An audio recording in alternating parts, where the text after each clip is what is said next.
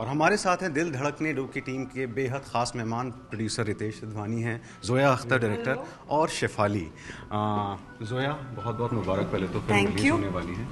और जो आपसे सवाल पूछना चाहता था वो ये है कि ट्रैवल पिछली फिल्म में भी था, रोड था, अभी एक क्रूज पे जा रहे हैं सब, तो जो सारी प्रॉब्लम्स का हल मिलता है सबको, travel as a plot device ही क्यों रहता है हमेशा? हमेशा तो नहीं रहता। ये मेरी चौथी फिल्म है। पहली फिल्म लक बाय चांस थी जिसमें कुछ ट्रैवल नहीं था, फिर ज़िंदगी थी जिसमें ट्रैवल था, फिर शीला की जवानी थी बॉम्बे वेलवेट के शॉर्ट फिल्म में, उसमें ट्रैवल नहीं था, और अब इसमें वो बॉम्बे से बाहर जाता है। तो मेरे करियर के मेरे छोटे करियर के 50% में ट्रैवल नहीं था, तो आप कैसे कह सकते हैं ये हमेशा है? चलिए, मैं कह रहा हूँ 50% में है, तो ट्रैवल से ख़ास लगाव है। मुझे ट्रैवल से खास लगा हुआ है। I love to travel. लेकिन ये फिल्म में the journey is it's not about the journey. ये फिल्म में हमें ये फैमिली फिल्म है, फैमिली ड्रामा है, और हमें एक डिवाइस चाहिए था, एक लोकेशन चाहिए था कि जहाँ पूरी फैमिली और फ्रेंड्स इकट्ठा हुए। तो मिस्टर और मिसेस मेहरा की 30th वेडिंग एनिवर्सरी है, तो ये पार्टी और ये हॉलीडे इनके लिए है। तो रीमा काकती जो मेरी को राइटर हैं, और मैंने जब हमने सोचा है इसके बारे में, वी वो वंडरिंग कि होटल में डालें या फार्म हाउस पे डालें या हॉलीडे होम में डालें, और फिर ये आइडिया निकला कि शिप पर डालेंगे, क्योंकि देखा नहीं गया है पहले। It would be been interesting.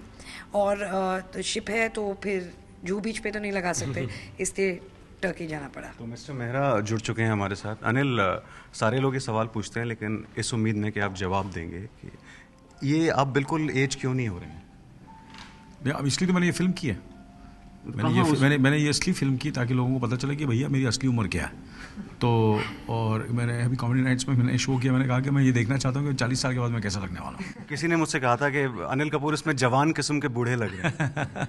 नहीं, मगर ये जो है, और ये आपको मैं सच्ची कह रहा हूँ कि ये एक्चुअली बड़ा मुश्किल रहा, क्योंकि ये एक्चुअली मेरी उम्र से कम है। वो जो किरदार है कमल मेहरा का, जो मैं उससे भी ज़्यादा बड़ा हूँ रियल लाइफ में। तो इमेजिन कर लो कितनी मेहनत करनी पड़ी होगी। But jokes aside, what I trying to say, Kamal Mehra जो है वो एक बिजनेसमैन है, दिल्ली में रहते हैं, और बहुत कामयाब इंसान है, और स्क्रैच से उन्होंने अपनी ज़िंदगी शुरू की है। और वो डिसाइड करते हैं कि 31वीं उनकी शादी की सालगिरह है, वो डिसाइड करते अपनी पत्नी के साथ कि वो अपने परिवार को और अपने दोस्तों को एक क्रूज़ पर लेके जाएगा, और वहाँ कहानी जो है वो अनफोल्ड होती है। और ये किरदार कर मुझे मुझे ऐसा लगा कि इसमें ऐसी चीज़ें हैं जो मैंने पिछली जितनी भी मैंने फिल्में की हैं उसमें वो सब चीज़ें नहीं हैं। कुछ अलग करने के लिए मुझे एक मौका मिला, और मैं जोया का शुक्रगुजार हूँ इस चक्कर में। शेफाली, मिसेस मेहरा के किरदार में हैं आप, और मैं एक इंटरव्यू पढ़ रहा था जोया का, उन्होंने कहा कि Shefali is God's gift to us. Compliment है ये, और हम उनसे भी पूछेंगे ऐसा क्यों कहा उन्होंने, लेकिन I wouldn't say God, I said the universe's gift. Okay. I love Zoya. कैसा था मिसेस मेहरा का किरदार? बहुत लेयर्ड है, आसान कैरेक्टर नहीं है।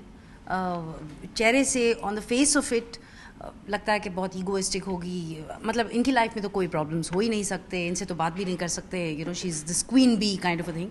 बट इंटरनली बहुत सारे प्रॉब्लम्स हैं, बहुत सारे इश्यूज हैं, बहुत सारे कॉम्प्लेक्सेस हैं, और वो सोचती कुछ और हैं, वो महसूस कुछ और ही करती हैं, और लोगों को दिखाने के लिए उनका एक बिल्कुल अलग चेहरा है। There are so many layers to her.